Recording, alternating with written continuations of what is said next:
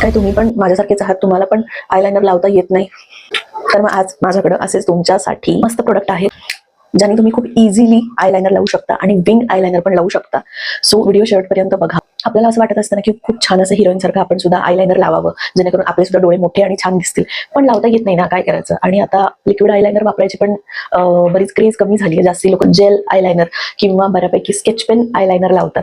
So मी पण असेच तुम्हाला स्केच पेन सांगणार आहे, बजेटमध्ये बसणारे आहेत, इझी टू कॅरी आहे, तो म्हणजे स्विस ब्युटीचा क्रेज आहे. याच्यामधली मी तुम्हाला गंमत सांगते जवळ घेऊन.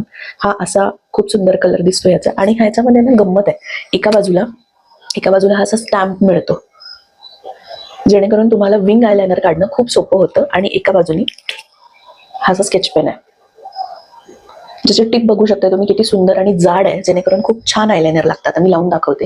ही जी बाजू आहे ह्याची, ही जी बाजू आहे ह्याच्याने तुम्हाला काय करायचं, इथं स्टॅम्प करायचं आहे, हे असं दिसतं. आणि याच्यावरती तुम्हाला आता इथून विंग आयलाइनर सॉरी म्हणजे लायनर काढायचं आहे. आता 1 मिनिट, मला हे कॅमेरामध्ये बघून येणार नाही काढता, मला आरसा लागेल, दोनच लावून येते आणि मग तुम्हाला दाखवते. सी द डिफरन्स, लायनर लावल्यानंतर डोळा कसा दिसतो आणि बिना लायनरनी कसा दिसतो. आता हे जे मी केलंय हे स्विस ब्युटीने केलेलं आहे.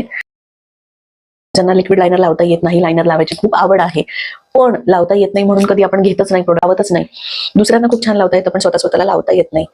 सो हे विसरा, पटकन लावू शकतो, कुठेही घेऊन जाऊ शकतो. प्रोडक्टची लिंक हवी असेल तर तुम्ही मला कमेंट बॉक्समध्ये लिंक असं लिहून पाठवा, मी तुम्हाला याची लिंक नक्की पाठवेन. आणि अशाच नवनवीन प्रोडक्ट्सच्या जेन्युइन रिव्ह्यूजसाठी मला फॉलो आणि सबस्क्राईब करायला विसरू नका.